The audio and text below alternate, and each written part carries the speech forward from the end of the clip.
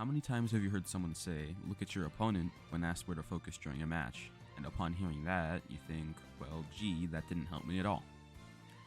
In practice, without knowing what to look for, you'll just end up looking at the opponent's character model blankly, and you'll view the animations but not the actions.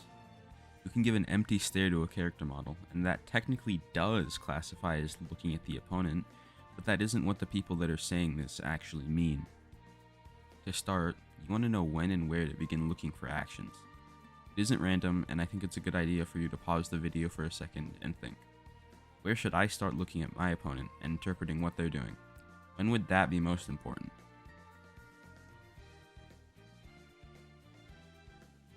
This isn't the limit to the scope of this concept, but for beginners to intermediate players that want to get better, who I assume will be watching this kind of content in the first place, a good place to start looking is the lead up to when the opponent hits you or tries to hit you, vice versa.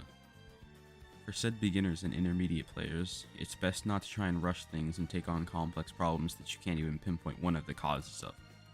Fight players around your skill level who you go back and forth with, and rewatch the games to think more critically. I understand that not everyone has a capture card, so OBS as a recording software might not be an option, but if you do, I highly recommend you use it and watch the games back on the computer's media player. If you don't have access to that kind of thing, then saving the replays, though not preferable because you can't rewind, is a good idea.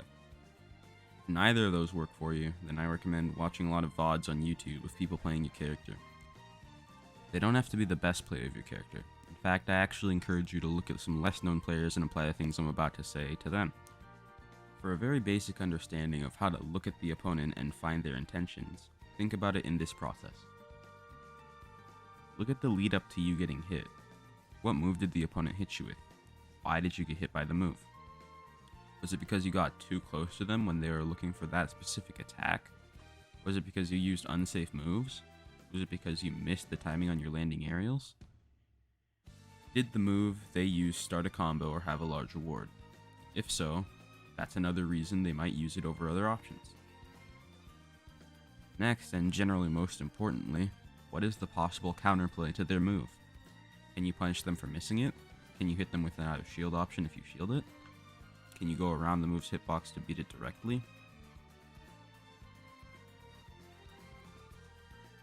Answering those questions allows you to think about what you can do to solve problems and gives you more control over your own improvement. Next, was there a signal or pattern of behavior? An example could be they're playing over-aggressive and their movement is predictable.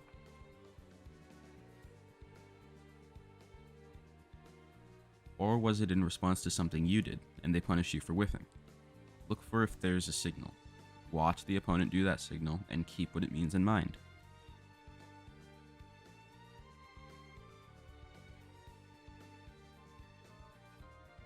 Generally look for your opponent's habits of intentions, like if they're always the one who wants to start the fight first, or if they like to sit back and wait for you to do something so they can whiff punish and fight second. I say this because many people believe the habits are only limited to execution, like spot dodging after back air on shield with Cloud every time. They are not. After you understand their general intention is when you're going to want to start paying more attention to the execution side of habits. One example being, as previously mentioned, Cloud's back air into whatever option he chooses afterwards.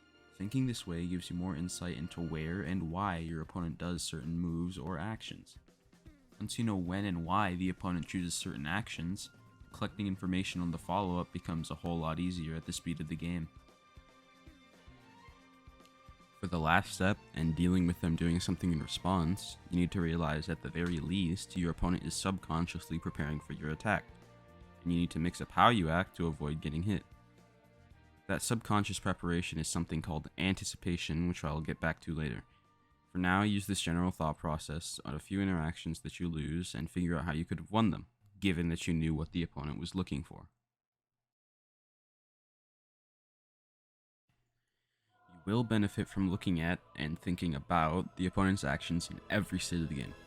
When you start improving and applying this, the places that you look will change from just the lead up to an interaction, like in the example I just gave, into many more diverse situations. One example could be ledge trapping and how your opponent plays around it. Starting to practice this skill requires you to watch some sort of video to review so you can get used to looking at someone move in a VOD. Then you need to start practicing the skill in real matches and try and figure out what the opponent wants. Under the stress of a match, and especially a tournament match, it can be easy to forget a process like this unless you've truly been mastering it or have some way to memorize the goal of the thought process. The way I started memorizing it for tournaments or just practice in general was thinking, what could or already has gone wrong for me in this game, and what can I do to prevent that? When you start thinking like this, the opponent's actions will make you start trying to think ahead and prepare for the future before it happens. This is the anticipation I was talking about.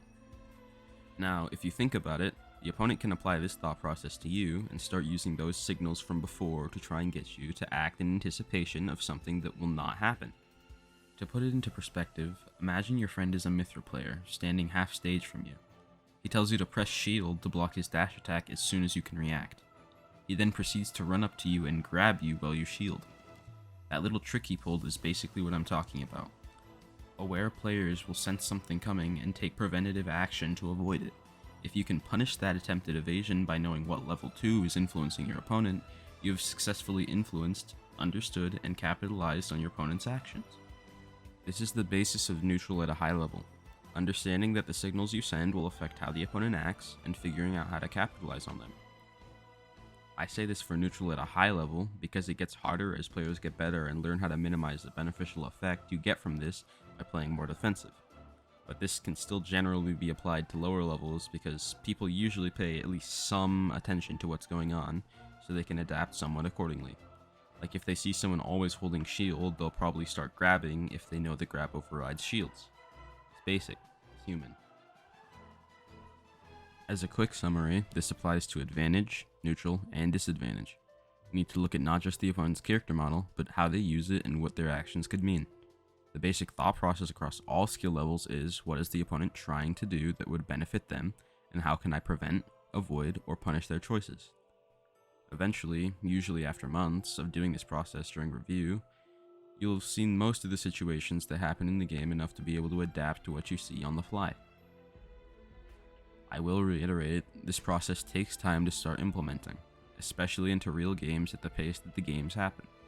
Don't take on too much by trying to think about everything at once. That will probably only end up slowing you down because you aren't even sure what you're doing yet. No, you aren't built different, and if you're new, you won't be able to make observations and predictions to the degree that high-level players and top-level players can. That's just how it works. And again, fair warning, developing this skill almost requires VOD review and 100% does require reflection on your own gameplay by memory if you can't or refuse to VOD review.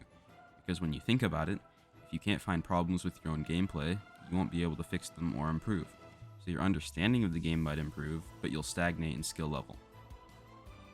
The entire reason I started making content was to clear misconceptions that people might have about improving and the time and processes that come with it, as well as hopefully helping people avoid wasting practice time because they aren't sure how to practice or think about practice. In this video I sort of went into the basics of VOD reviewing, but I'll have another video soon going more into depth about it.